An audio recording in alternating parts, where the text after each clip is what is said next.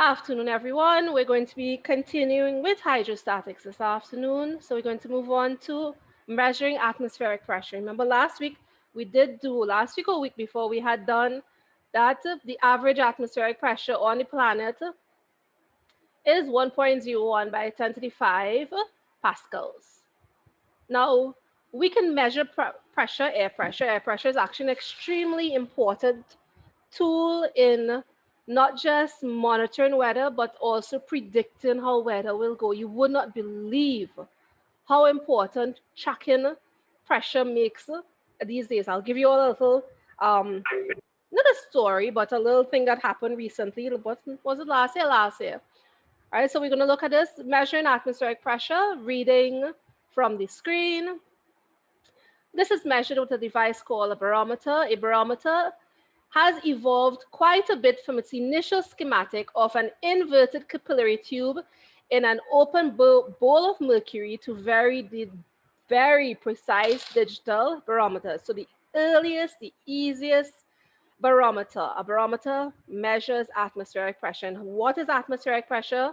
If this is the land, the weight of the atmosphere acts downwards because of gravity. So that was atmospheric pressure. It's just the pressing of the atmosphere on every square meter. All right, on every square meter, we have our atmospheric pressure acting on.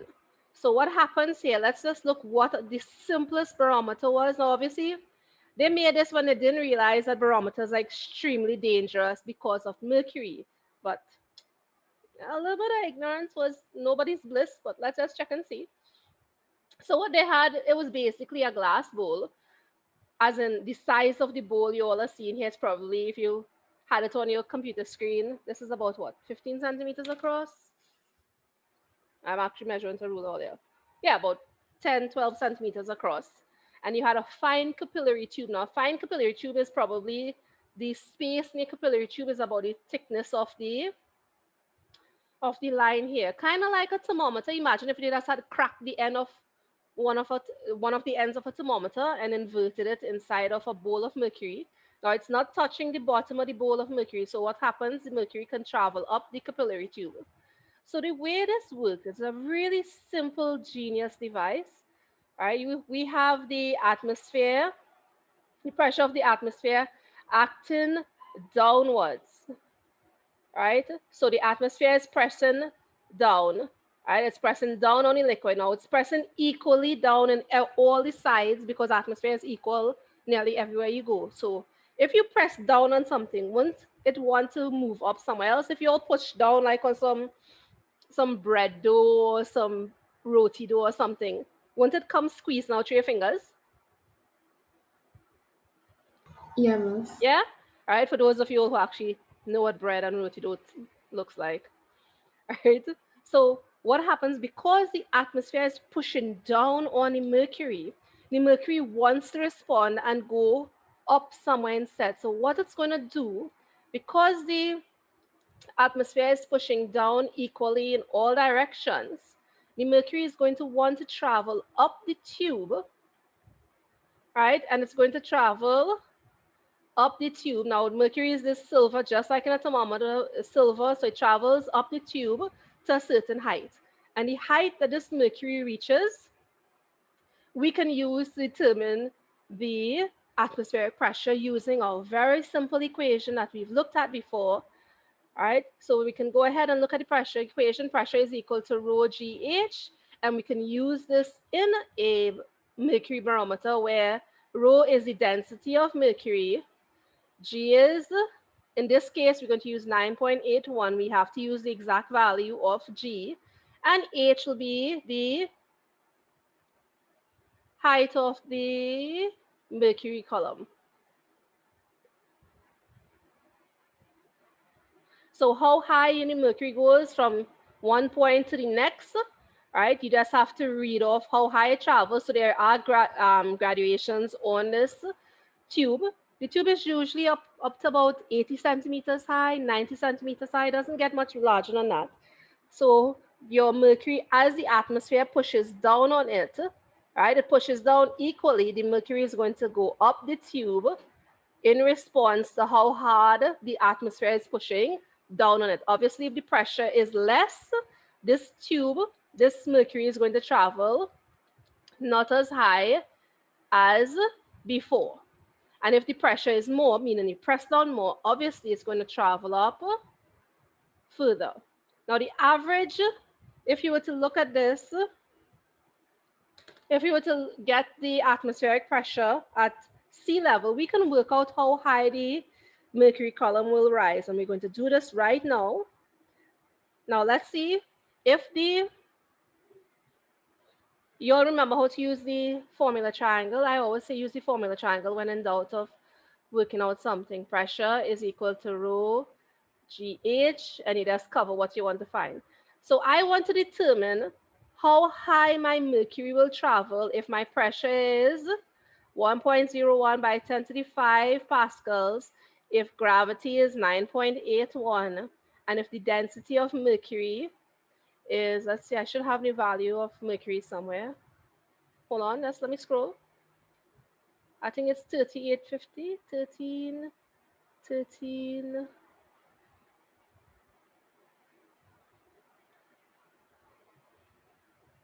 Wow, I don't have it here. All right, the 13800, I think. Let me just confirm that. Google, help me out here. Brain is getting old. So what we have there, we have our pressure. This is what the pressure would be like at sea level. And we have to take our exact value of gravity to work this out, because we can't use the very simple value of 10 because that's going to give us too big.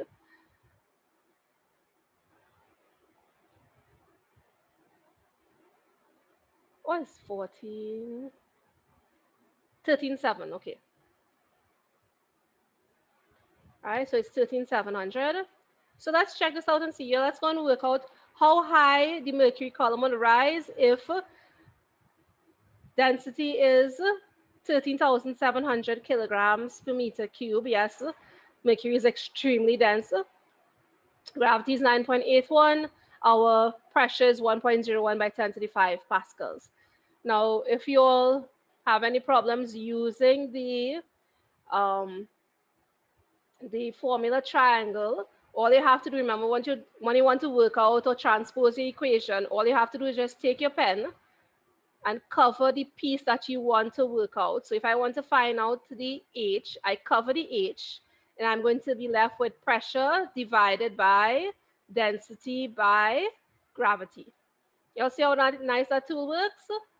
If I want to find out how to get the density, I cover density, and I'm going to get pressure divided by gravity by height. So it works really nicely. I think we have done formula triangle, so we use it, continue using it. So you all go ahead. Let's take about a minute, 2 minutes to work this out.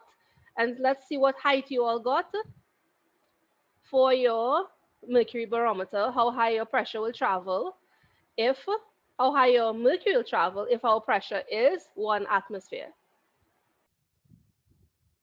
Millimeters of mercury was an old way of measuring pressure long ago, meaning all they did, they knew how much the atmospheric pressure was simply by looking at how high the mercury was in a barometer. Some millimeters of mercury, they could convert it to pascals, and it was a kind of easy conversion, but we won't do that here because it's not in your syllabus, but I don't trust CXE not to surely something like this. So I'll just give you a little short note on how to do that conversion afterwards. But this was an old way of measuring um, your atmospheric pressure by using millimeters of mercury. Now, when we want to measure pressure or air pressure, we're going to talk about millibars. Millibars is the new way of measuring, or the scientific way of measuring air pressure, where 1 millibar is equal to 100 pascals. So when we have to measure air pressure, like anytime they're talking about hurricanes and storms, they will always talk about their central pressure.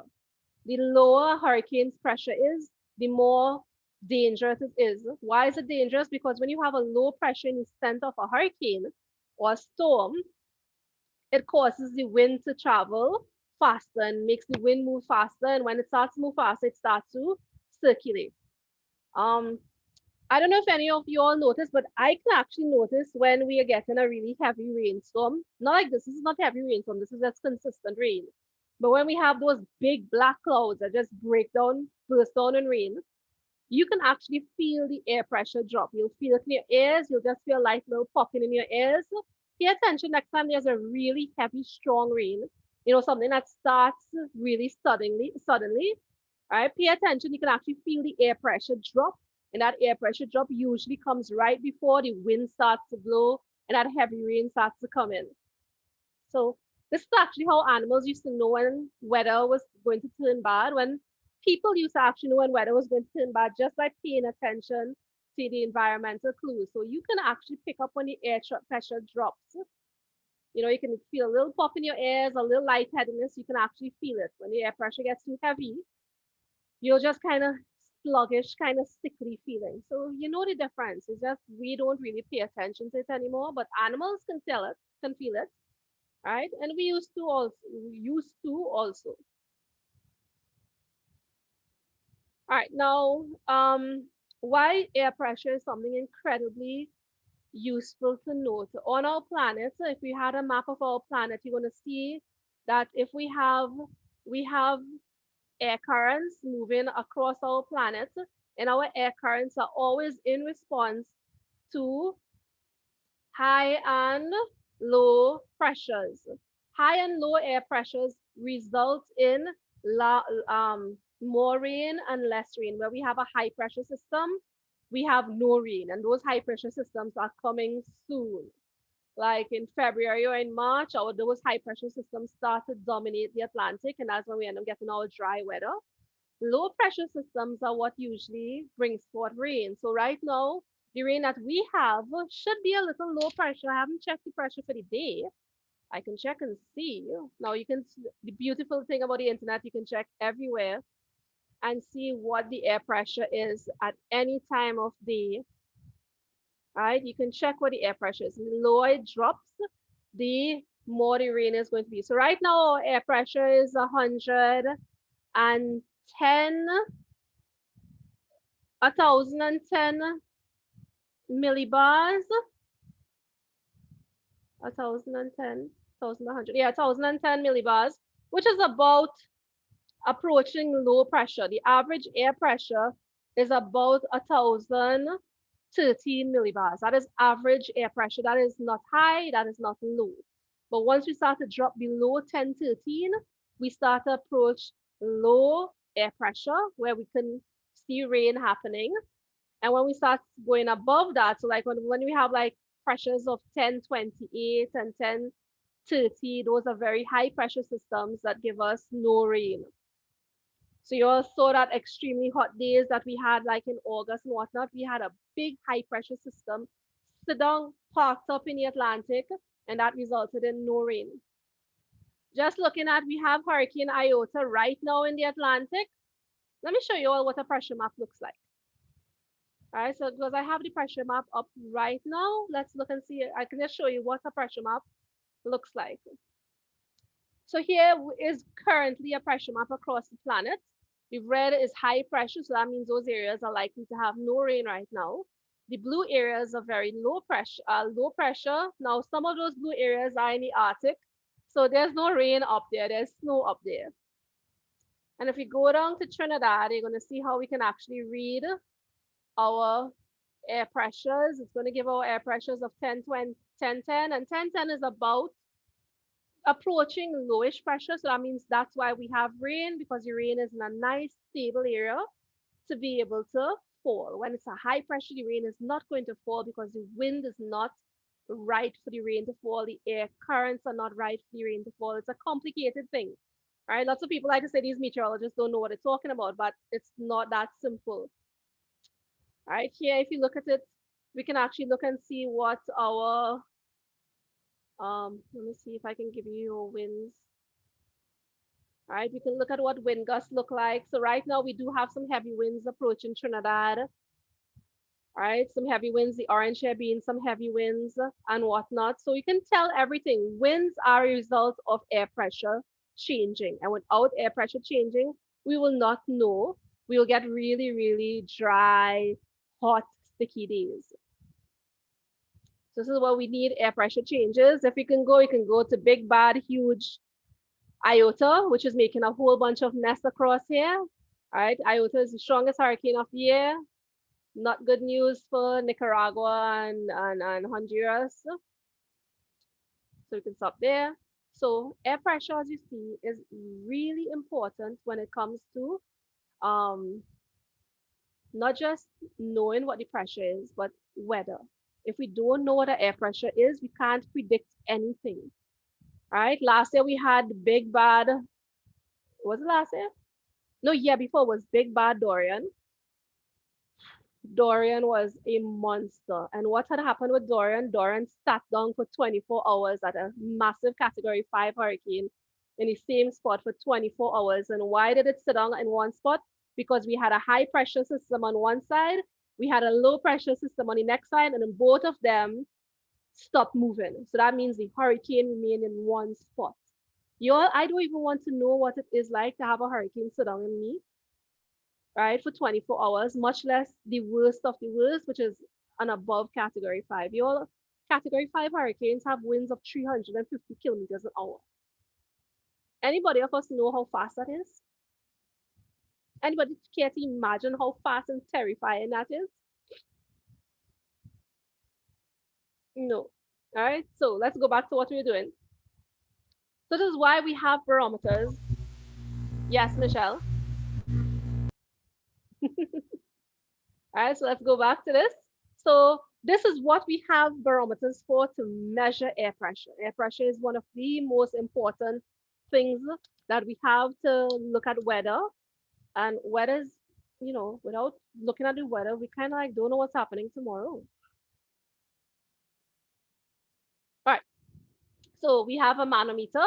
A manometer is not a device we use very often, but we can use it to determine the pressure of a gas. Now, this is what we use in industry when we have to measure the gas coming out of a cylinder, if we have to measure the gas coming out of some sort of tubing, and that is incredibly important, right? Can you imagine in Point Lisa, a national gas company, if they don't measure the pressure of their gas every single second of every single day, how catastrophic that can be. You need to measure how strong gas is moving, how pressurized gas is moving, and they use a manometer. And of course, we have very precise digital ones of these right now, which are very small, but we're looking at the ones that you can see the physics in. So we look at the old school ones. So a manometer consists of a U tube, a U-shaped tube. It's the original U tube. Okay, yeah, that's my lame joke for the day, but well, it consists of a U-shaped tube with one end open to the atmosphere and the other end connected to your gas supply. So this is what we have. All right, really simple device. What we have our gas coming into one end. All right, we are going to have mercury, not even mercury, sometimes it's a next type of liquid, a pretty heavyish liquid. So they can use oil sometimes. They might use water. Water is the safest thing to use, but most times they used to use mercury. And they use at one end is open to the atmosphere. And what happens with this? The atmosphere, because we have atmospheric pressure of 1.01 by 10 to the 5 pascals, this is a pretty large value. This is going to push down on the open side of the mercury, and the gas is also going to push down on this side of the mercury. Now, when the two of them have about equal amount, or when they have stabilized, the gas would have been pushing down further. It would push the mercury down further than the atmosphere. So this is your atmosphere and this is your gas. And all you had to do is record the difference in heights between them, and you could find out how strong that gas pressure is. Now, sometimes the gas pressure might be less than atmospheric pressure, but most times it will tend to be more because the gases we hold in containers are usually pressurized, and pressurized means to be under great amount of pressure or force and stress. So let's continue reading. Um, as the gas is pumped into the tube, its pressure will cause the mercury to move. By comparing the height of the mercury, right? Comparing the heights meaning we look at the height of one side of the mercury tube and we look at the height of the next side of the mercury tube. By comparing the heights, we can determine the pressure of the gas. So what we look at, the pressure at X, the way how this works, right? If I have X here and I have Y, which is the exact same spot as X, the pressure at X is equal to the pressure at Y. And what is the pressure at X going to be? It's going to be the pressure from your gas.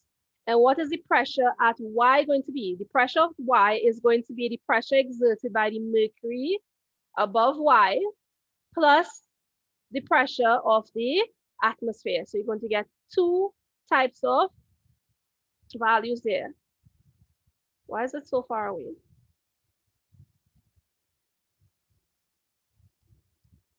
Right. So let's see how we're going to work out this. The pressure of the gas, which is what a manometer is built to find. We are just going to find the atmospheric pressure, which is this section here. That is your atmospheric pressure, which is whatever we can read. If you say we are at 1 atmosphere, you put 1.01 by 10 to the 5. And then we get the pressure of the mercury or the liquid. And how do we find the pressure of that? We get the density of your liquid. We take the value of G, which is 9.81. At this point, we have to use very precise values. The 10 is not going to cut it. We have to use the 9.81. And the delta H is just the difference in heights. All right, difference in heights being from this point to the next point, from points A to B, is your difference in height of your mercury or whatever liquid we are using. So it's a really simple device to use. All right, we're going to try a question that. Let's just finish up. Yeah, we should finish this up by the time we can start a question. So we're going to go on to Archimedes' principle. So reading from our handout, whenever we immerse an object in water, it appears to be lighter. We all know this. We can lift up our brother and sister and whatever in water with no sort of problems. We can lift up a somewhat heavier object in water and move it around, and it's not going to be a problem. While the object, so continue reading, while the object itself has not lost any mass, its downward force or weight has been decreased. All liquids exert a reaction force that we call upthrust. So what happens when we have a liquid, right, in any container, right, and if we put something in that liquid, yes, it's going to act downwards, the weight is going to act downwards, but the liquid is going to want to push up on that object, and this is what we call upthrust. Upthrust is a reaction force due to the liquid. All liquids exert an upthrust. Some just have a greater upthrust than others. The magnitude of this upthrust depends on the volume of the liquid and the density of said liquid. So what is Archimedes' principle? Archimedes' principle states that a body, if partially or wholly immersed in a fluid, will experience an upthrust equal to the weight of the fluid displaced. That sounds like a whole bunch of weird physics notes and whatever, but let's just look at what it is. If I take an object, say I have a container, say of water, right? And I put something in that water, right? It's floating some height above you, in the water itself. We all know things float at different heights in water, right? So suppose this is the object. And if we look at this, we are going to see that it would have displaced about this amount of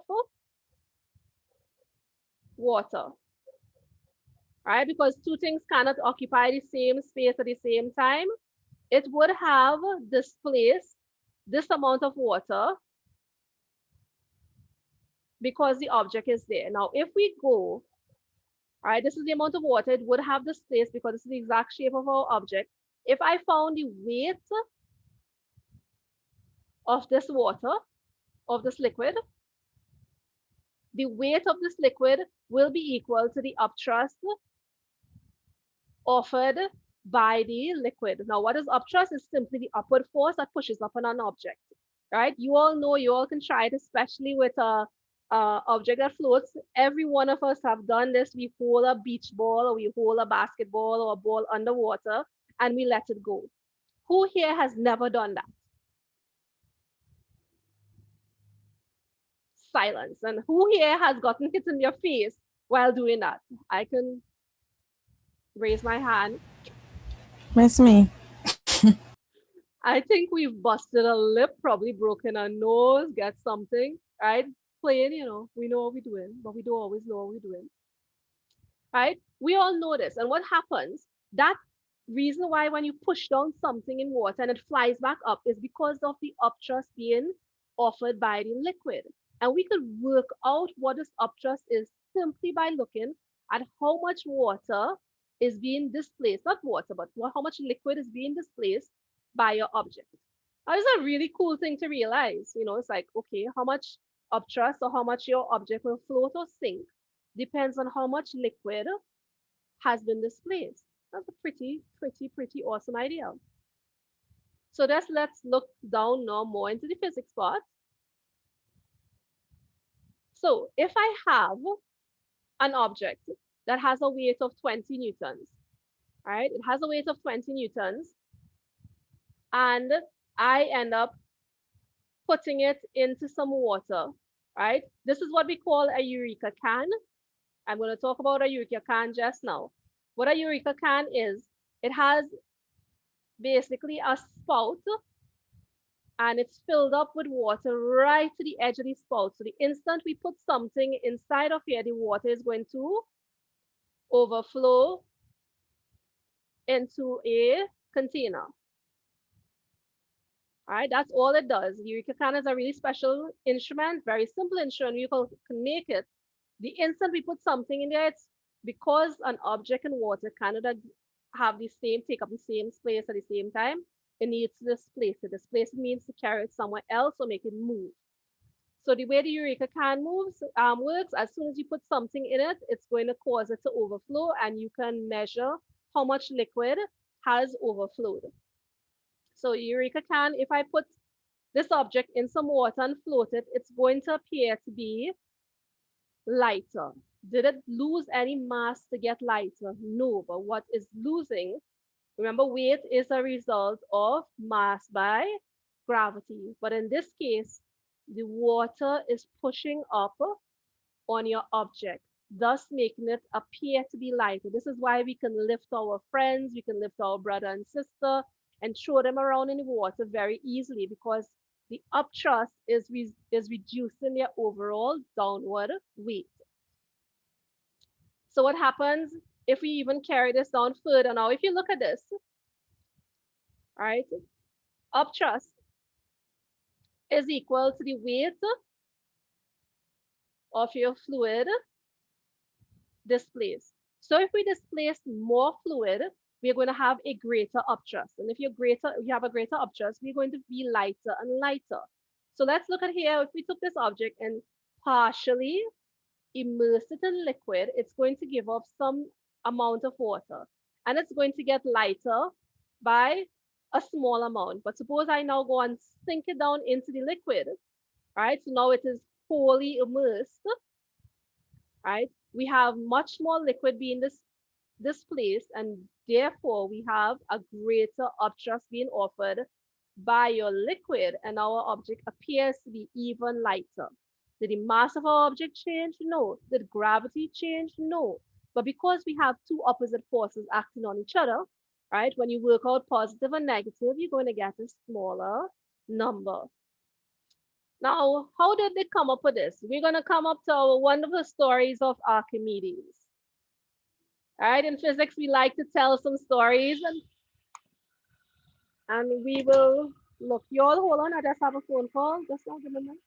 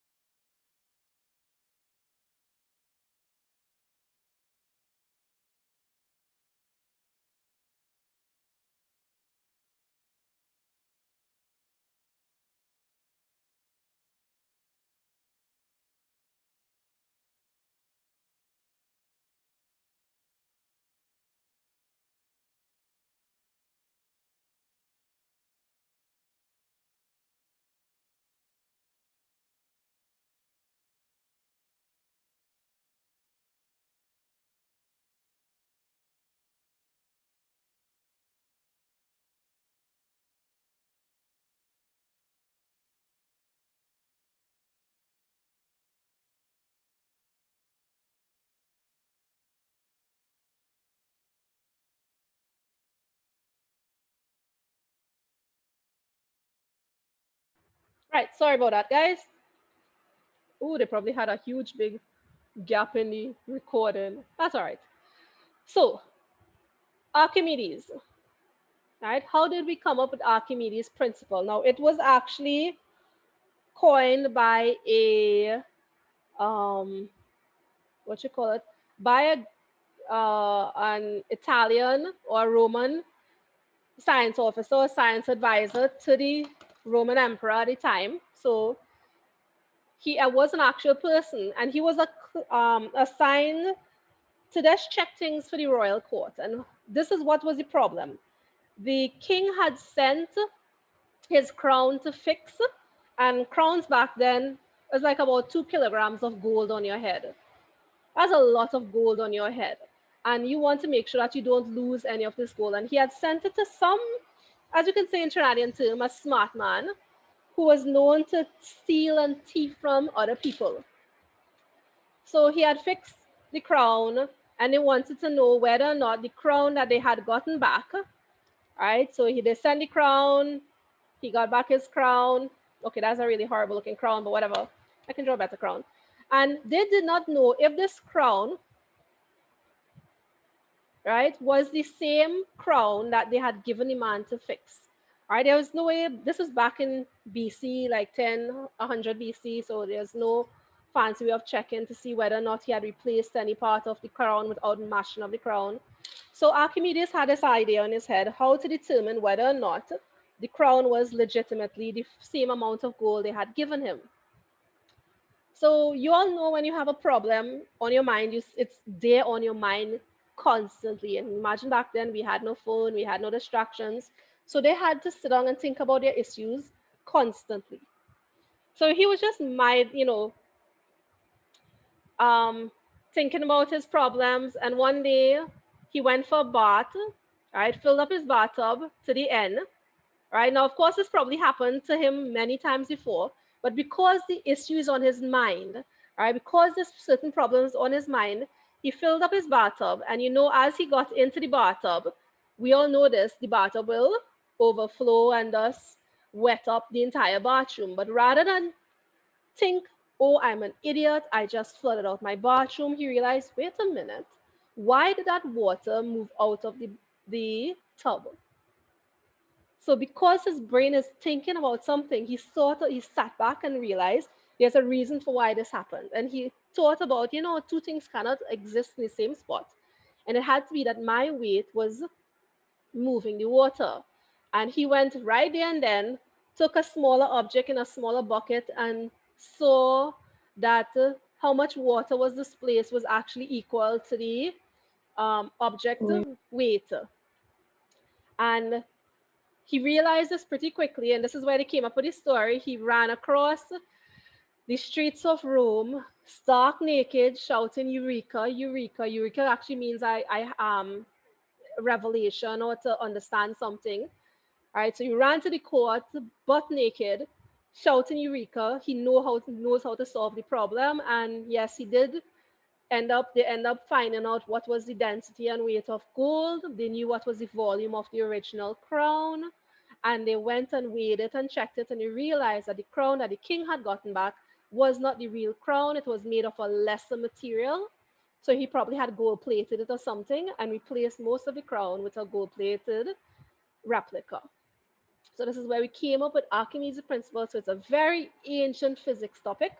This is more than 2,000 years ago, right? And his principle was that if a body is, if partially or wholly immersed, it will experience an upthrust equal to the weight of fluid displaced. So he was able to tell what was the weight of the object very accurately. He could find out what was the density of the object very accurately, because remember, density is mass over volume. They didn't really have mass back then, but they could find volume and density. They found a way to find the density of the gold, and they were able to find out that the king's crown was actually a fake. Of course, our smart man did die because that is treason against the king, and treason is a death penalty, but that's a next story for another day. So this is where we have Archimedes' principle. You all can read it up All right, on Archimedes and see what you have. All right, I think I did end up going to the town of where Archimedes is from. All right, I will look for that picture and I'll send it to you all in the group. I'm not looking for it right now. So that's Archimedes' principle. So it is with this principle why we can explain, or it's with this principle we can explain why an object floats or sinks. Why does an object float and why does an object sink? You all give me an answer right now that you can think about.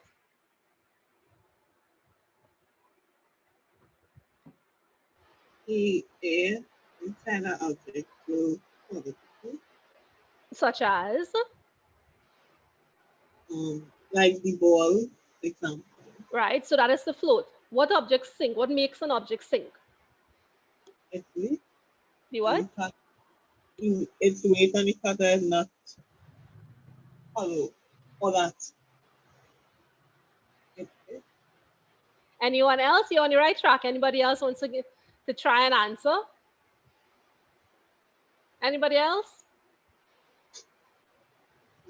Don't let me call on a person, you know. Depends on how dense it is. How dense it is. Would you have But known that? depending on how dense it is, yeah.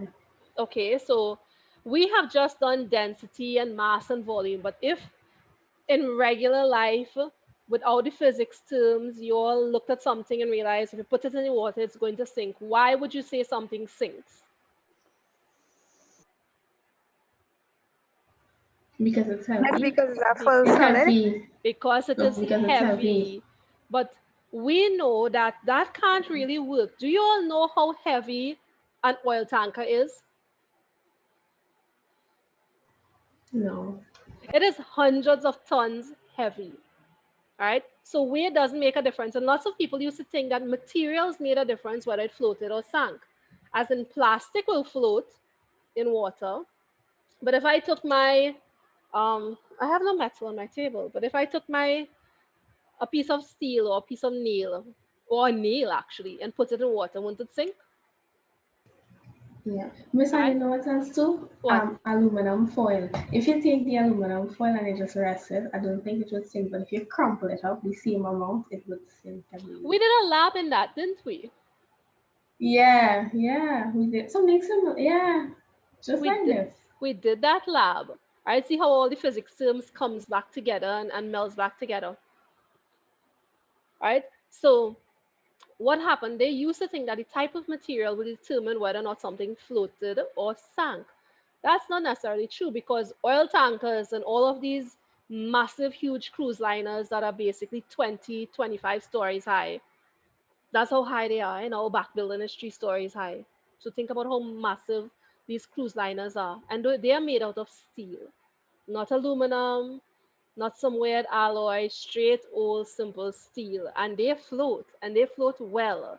So what makes them float is actually not just going to be the type of material. It has nothing, almost nothing to do with the type of material. It has to do strictly with your upthrust. How much upthrust is offered to your object determines whether or not it floats or sinks. So let's take a look at that and we'll go into it. So if an object, we have an object here, the weight is acting downwards and upthrust is going to push it, is going to act in the other direction or the opposite direction, which will be up. It actually acts this way, but let's not confuse our drawing with two arrows in the same place. So your upthrust acts upwards. Now, when an object, let me see if it's in here. No, I don't have it here.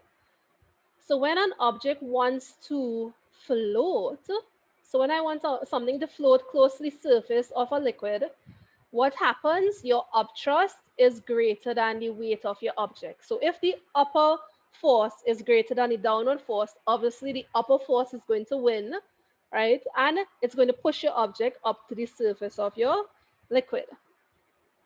In the middle here is what we have, a neutrally buoyant object. Now, neutrally buoyant means it's floating in the liquid itself. I'm sure we all have encountered that. We go to the beach and something passes by our leg, right? We get scared. We run out of the water like a ghost is chasing us. Well, a shark is chasing us, but there's no shark, right? We all know about these things. We know there are leaves that float under the water surface. It's not on the ground, right? But it's floating inside the liquid itself. This is what we call neutrally buoyant, where it does not reach the surface to float on the top, and it's not heavy enough, or did not sink enough to go down to the bottom of your liquid. So that's what we call neutrally buoyant. And neutrally buoyant means that our two forces are equal, so our upthrust will be equal to our weight. So your object will float kind of middle-ish in the water. And then when we have an object sinking, right? When an object sinks, that means the upthrust is less than the weight because the weight is now pulling it down, right? And the force, the upthrust offered by your liquid is not enough to continually push it up. It's going to help lessen the weight, yes, but it's still going to go downward because the weight is greater than your upthrust. So this is how we can determine whether something floats, is neutrally buoyant, or it sinks. All we need to know is the value of its upthrust, and we can work out upthrust just now.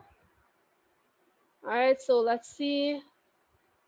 Right, we can work out upthrust really quickly, and then we'll stop the class. So calculating upthrust, we must recall several formulas to work out upthrust.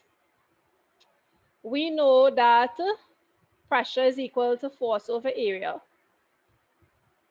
Right? We know that density is equal to mass over volume. We know using this that force is equal to mass by gravity, which is also equal to your weight. Now, if I want to find my upthrust is going to be the weight of the fluid displaced. So let's just look at this. This is our Eureka can. Right? It has displaced some fluid, right, down into your container. Right? I have some shape in my liquid. Right? It's not fully immersed in the liquid, it's just partially immersed. So that means it has a certain volume below the water. And if I were to look at it, this volume of water is what is being displaced. So I'm going to have this same volume of water in my can here. And we said that you can work out your displacement, or you can work out your upthrust by getting the weight of your displaced fluid. Now, how do we get that? It's very, very simple to get the weight of the displaced fluid. All right, so here we want to get the weight of your displaced fluid, which is equal to force, which is equal to mass by gravity. How do we find the mass of the liquid? We can go, one, measure the volume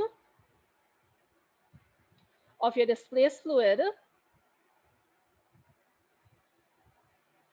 So that's going to give us our V. Two, we can know our density. We can know the density of the fluid, which is equal to rho. Let me just get some further space. All right. So I know the volume of a liquid, I know the density of my liquid. And using our equation of density is equal to mass over volume, I can get my mass. My mass will be my density by my volume. Everybody agrees with this? It has cross multiplied.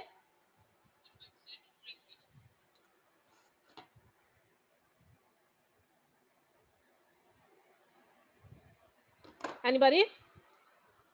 To get your mass from your density equation, all you have to do is cross multiply your volume by your density. Remember, you cross multiply, that's how you get rid of your fractions. And the mass of my fluid is going to be the density of my fluid, which is something I know. All right, like they'll usually give you the density of a fluid or the density of seawater, water, whatever. And we can multiply by the volume of our displaced fluid. So 3, we can find our mass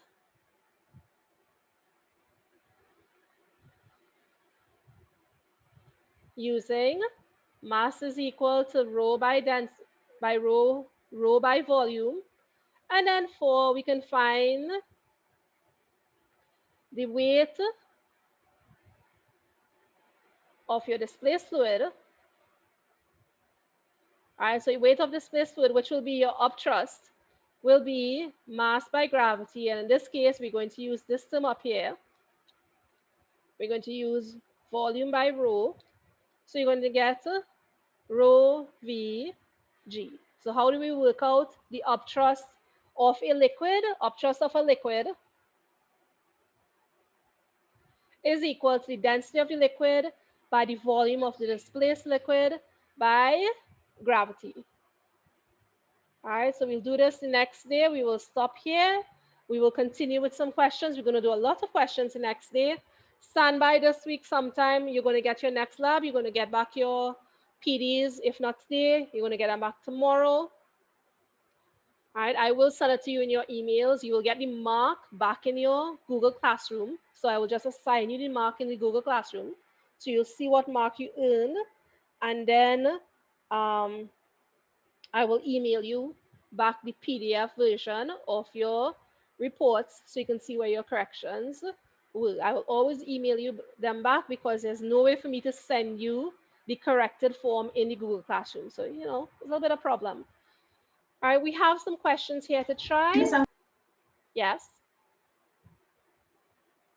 Oh, I was going to ask you, if when school come back, we have to transfer the labs in our lab book. Okay, I will talk about that off the recording. So we have some questions here. We're going to go through this the next day really quickly. All right, or I will probably give you a little, we'll go through it physically together so you'll know how to work these out. All right, so with that one, let's stop the recording.